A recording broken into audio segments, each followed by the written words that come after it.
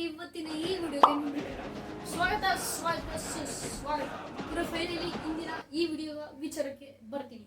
ಗುರು ಮೊದಲನೇದಾಗಿ removable battery ಬೆಸ್ಟಾ ಅನ್ರಿಮೂವೇಬಲ್ battery ಬೆಸ್ಟಾ ಅನ್ನೋದ್ರ ಬಗ್ಗೆ ಇವತ್ತಿನ ಈ ವಿಡಿಯೋದಲ್ಲಿ ತಿಳ್ಕೊಳ್ಳೋಣ.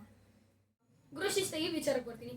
ಗುರು ರಿಮೂವೇಬಲ್ ಬ್ಯಾಟ್ರಿ ಇಂದಿನ ದಿನಗಳಲ್ಲಿ ನಮಗೆ ಅಷ್ಟೊಂದು ಹೆಚ್ಚಾಗಿ ಮೊಬೈಲ್ಸ್ಗಳಲ್ಲಿ ಸಿಗ್ತಿಲ್ಲ. ಈಗ 2-3 ವರ್ಷಗಳ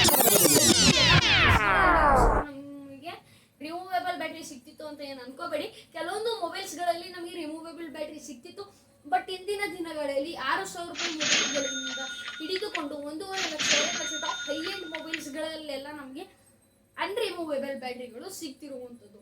ಸರಿ, ಅಷ್ಟಕ್ಕೂ ಇವತ್ತಿನ ಈ ವಿಡಿಯೋದಲ್ಲಿ ನಾವು ರಿಮೂವೇಬಲ್ ಬ್ಯಾಟ್ರಿ ಬೆಸ್ಟ್ ಅಥವಾ ಅನ್ರಿಮೂವೇಬಲ್ ಬ್ಯಾಟ್ರಿ ಬೆಸ್ಟ್ ಅನ್ನೋದ್ರ ಬಗ್ಗೆ ಇದರ ಕಂಪ್ಯಾರಿಸನ್ ಇವತ್ತಿನ ಈ ವಿಡಿಯೋದಲ್ಲಿ ಮಾಡ್ತಿದ್ವಿ. ಗುರು ಮೊದಲನೇದಾಗಿ ಈ ರಿಮೂವೇಬಲ್ ಬ್ಯಾಟ್ರಿ ಅಂದ್ರೆ ನಾವೇನಾದ್ರೂ ನಮ್ಮ ಮೊಬೈಲ್ನ ಬ್ಯಾಟ್ರಿ ಡ್ಯಾಮೇಜ್ ಆದರೆ ರಿಪ್ಲೇಸ್ ಮಾಡಬೇಕು ಅಂದರೆ ರಿಮೂವೇಬಲ್ ಬ್ಯಾಟ್ರಿಗೆ ಒಂದು 400 - 500 ಆಗುತ್ತೆ. ಅದೇ ನಾವೇನಾದರೂ ಅಟ್ಯಾಚಬಲ್, ಡಿಟ್ಯಾಚಬಲ್, ಅನ್ರಿಮೂವೇಬಲ್ ಬ್ಯಾಟ್ರಿ ವಿಚಾರಕ್ಕೆ ಬಂದರೆ ಇಂದಿನ ದಿನಗಳಲ್ಲಿ ಮೊಬೈಲ್ಸ್ಗಳಲ್ಲಿ ಚೀಪೆಸ್ಟ್ ಕಡಿಮೆ ಅಂದರೂ 800, 1,200 ರೂಪಾಯಿಗಳಿಂದ ಸ್ಟಾರ್ಟ್ ಆಗುತ್ತೆ. ಬಟ್ ಯಾವುದು ಬೆಸ್ಟ್ ಅನ್ನೋದ್ರ ಬಗ್ಗೆ ತಿಳ್ಕೊಳ್ಳೋಣ. ಗುರು ಮೊದಲನೇದಾಗಿ ಕಂಪ್ನೀಸ್ಗಳು ಹೇಳುವ ಪ್ರಕಾರ, ಕ್ಲೈಮ್ ಮಾಡುವ ಪ್ರಕಾರ, ಅವರು ಹೇಳುವ ಪ್ರಕಾರ, ಅವರು ಪುಂಗುವ ಪ್ರಕಾರ, ಅವರು ತಿಳಿಸುವ ಪ್ರಕಾರ ಅವರು ರಿಮೂವೇಬಲ್ ಬ್ಯಾಟ್ರಿಯನ್ನು ಬಿಟ್ಟು ತಮ್ಮ ಮೊಬೈಲ್ಸ್ಗಳಿಗೆ ಇಂದಿನ ದಿನಗಳಲ್ಲಿ ಡಿಟ್ಯಾಚಬಲ್, ಅಟ್ಯಾಚಬಲ್, ಅನ್ರಿಮೂವೇಬಲ್ ಬ್ಯಾಟ್ರಿಯನ್ನು ತೆಗೆಯೋಕ್ಕಾಗದೇ ಇರುವ ರೀತಿ ಬ್ಯಾಟ್ರೀಸ್ಗಳನ್ನು ಯಾಕೆ ಹಾಕ್ತಿದ್ದಾರೆ ಅಂದರೆ ಮೊದಲಿಗೆ ನಮಗೆ ಮೊಬೈಲ್ಸ್ಗಳು ಸ್ವಲ್ಪ ಥಿನ್ ಆ್ಯಂಡ್ ಲೈಟ್ ವೇಟ್ ಮೊಬೈಲ್ಸ್ಗಳು ಬರ್ತಿತ್ತು. ಮೊಬೈಲ್ಸ್ ಥಿನ್ ಮಾಡುವ ಸಲುವಾಗಿ ನಮಗೆ ಅನ್ರಿಮೂವೇಬಲ್ ಬ್ಯಾಟ್ರೀಸ್ ಹಾಕೊಂಡು ಬಂದರು.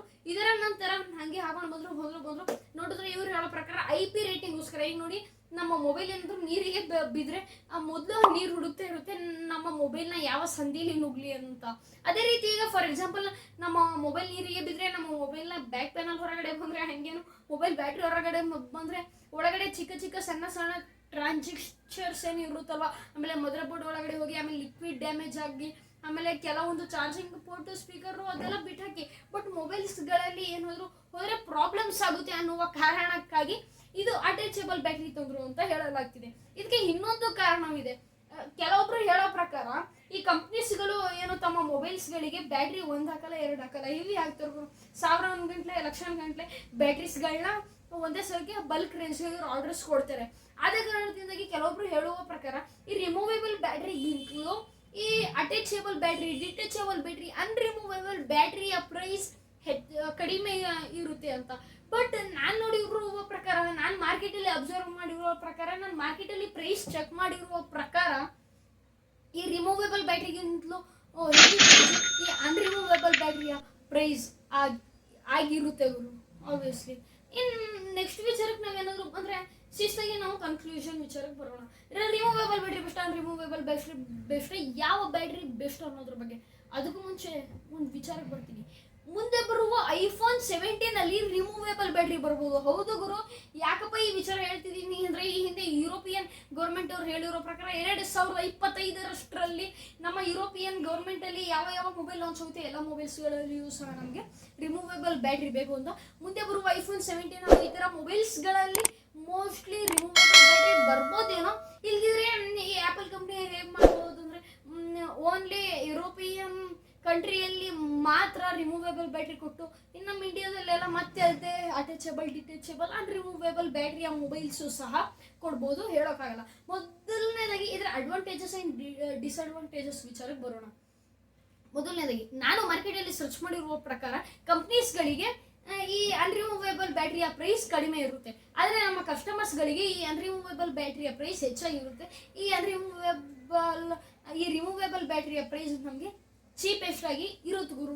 ಆ್ಯಂಡ್ ಇದರ ನಂತರ ನಂಬರ್ 2 ವಿಚಾರಕ್ಕೆ ಬಂದರೆ ಈ ಅನ್ರಿಮೂವೇಬಲ್ ಬ್ಯಾಟ್ರಿ ಏನಿದೆ ಅಲ್ವಾ, ಈಗ ಫಾರ್ ಎಕ್ಸಾಂಪಲ್ ನಾನು ಎಲ್ಲಿಗಾದ್ರೂ ಲಾಂಗ್ ಡ್ರೈವ್ ಮಾಡ್ತಿದ್ದೀನಿ, ನಾನು ಒಬ್ಬನೇ ಟ್ರಾವೆಲ್ ಮಾಡ್ತಿದ್ದೀನಿ, ಅಲ್ಲಿ ನಾನು ಒಂದು ಕ್ಯಾಂಪ್ ಹಾಕೋತೀನಿ ಅಥವಾ ಯಾವುದಾದ್ರೂ ಹೋಟೆಲ್ಲೋ ಅಥವಾ ಈ ವಿಲೇಜೋ ಅಥವಾ ಲಾಡ್ಜಲ್ಲೋ ಸ್ಟೇ ಮಾಡ್ತೀನಿ. ಅಲ್ಲಿ ನನಗೆ ಒಳ್ಳೆ ಎಲೆಕ್ಟ್ರಿಸಿಟಿ ಇರಲ್ಲ ಗುರು, ಅಂದರೆ ಒಳ್ಳೆ ಎಲೆಕ್ಟ್ರಿಸಿಟಿ ಜನರೇಟ್ ಇರಲ್ಲ, UPS ಏನು ಇರಲ್ಲ. ಒಟ್ಟಲ್ಲಿ ನನ್ನ ಮೊಬೈಲ್ ಚಾರ್ಜ್ ಹೋಗಿರುತ್ತೆ. ಆ ಸ್ಥಳಕ್ಕೆ ನಾನೊಬ್ಬ ಹೊಸಬ ಆಗಿರ್ತೀನಿ. ಬಟ್ ಅಲ್ಲಿ ನಾನು ಮ್ಯಾಕ್ಸಲ್ಲಿ ಹಾಕೋಬೇಕು, ನನಗೆ ಮೊಬೈಲ್ನ ಅವಶ್ಯಕತೆ ಇರುತ್ತೆ. ಮೊಬೈಲ್ ಆನ್ ಮಾಡಬೇಕು ಅಂದರೆ ಈಗ ಅದಕ್ಕೆ ಬ್ಯಾಟ್ರಿಲಿ ಚಾರ್ಜ್ ಇರಬೇಕು. ಬಟ್ ಚಾರ್ಜ್ ಮಾಡಬೇಕು ಅಂದರೆ ಚಾರ್ಜ್ ಇದೆ, ಚಾರ್ಜಿಂಗ್ ಕೇಬಲ್ ಇದೆ, ಅಡಾಪ್ಟರ್ ಇದೆ, ಎಲ್ಲವೂ ಇದೆ, ಪವರ್ ಬ್ಯಾಂಕ್ ಇದೆ. ಪವರ್ ಬ್ಯಾಂಕಲ್ಲಿಯೂ ಚಾರ್ಜ್ ಇಲ್ಲ. ಅದೇ ಕಾರಣದಿಂದಾಗಿ ಈಗ ಅಲ್ಲಿ ಸ್ವಿಚ್ ಬೋರ್ಡ್ಸ್ ಇದೆ ಬಟ್ ಎಲೆಕ್ಟ್ರಿಸಿಟಿನೇ ಇಲ್ಲ.